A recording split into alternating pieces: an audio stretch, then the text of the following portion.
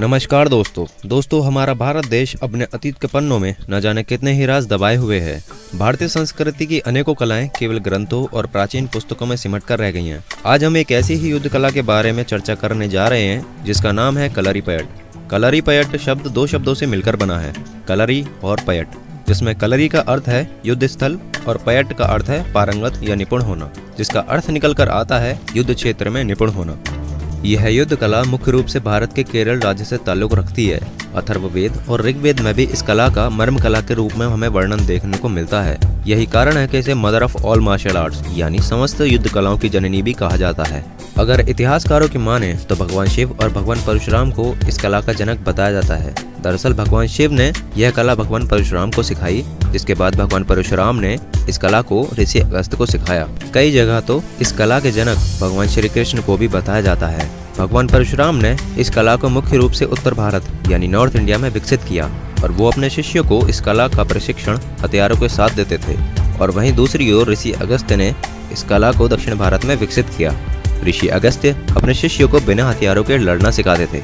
अगर हम इतिहास में वापस लौटते हैं तो करीब 1000 साल पूर्व चोल वंश के शासकों ने इस कला को अपनाया था और अपने सैनिकों को इस युद्ध कला की ट्रेनिंग दिलवाई थी। जिसके बाद जैसे जैसे चोल वंश का विस्तार हुआ, यह कला भी अलग अलग क्षेत्रों में विकसित होने लगी। चोल वंश के विस्तार के साथ यह कला दक्षिण पूर्व एशिया के देशों में ज्यादा विकसित हुई, जिसके साथ यह Myanmar, Thailand, Cambodia, Vietnam, Malaysia, Singapore जैसे देशों से होते हुए चाइना तक पहुंची थी।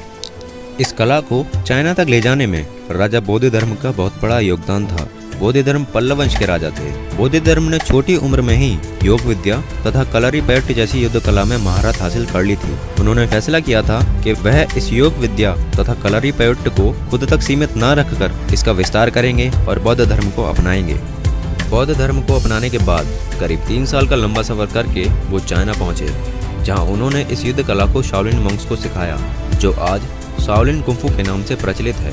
बौद्ध धर्म ने चीन की जिस गुफा में 9 साल तक तपस्या करी थी, उस गुफा की दीवार पर उनकी परछाई तक छप गई थी। उस परछाई वाले पत्थर को शाओलिन मंक्स ने वहां से हटाकर शाओलिन टेम्पल में स्थापित किया, जिसकी आज भी शाओलिन मंक्स पूजा और सम्मान करते हैं। जिस गुफा में बौद्ध धर्म ने तपस्या करी थी, वह गुफा आज भी उस जगह मौजूद है और उस गुफा में बौद्ध धर्म के सम्मान में शाओलिन मंक्स ने उनकी मूर्ति स्थापित करी है।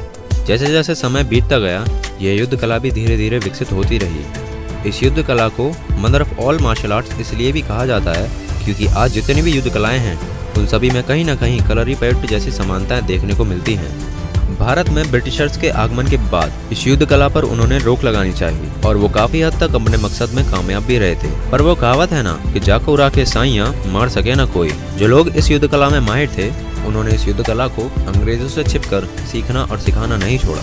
और जब हमारा देश अंग्रेजी हुकूमत से आज़ाद हुआ तो कलरीपयट्ट जैसी युद्ध कला भी फिर से फलने फूलने लगी और आज पूरे भारत में इसे सिखाया जाता है। दक्षिण भारत के स्कूलों में तो इसे कंपलसरी सब्जेक्ट के रूप में पढ़ाया व सिखाया जाता है। इतना ही नहीं बल्कि विदेशों से भी लोग हमारे देश में विशेषकर कलरीपयट्ट सीखने के लिए आते हैं। कलरीपयट्ट एकमात्र ऐसी युद्ध कला है जिसमें हथियारों के साथ और हथियारों के बिना भी लड़ना सिखाया जाता है और साथ ही इस युद्ध कला के दौरान लगी चोटों का उपचार भी करना सिखाया जाता है। इस युद्ध कला में परफॉर्म होने वाले दांव पेच मुख्य रूप से जानवरों के वार करने के तरीकों से लिए गए हैं, जैसे हाथी, घोड़ा, मोर, बिल्ली आदि। इस युद्ध कला को आम लोगों ने ही नहीं बल्कि बॉलीवुड स्टार्स ने भी सीखा और अपनाया है।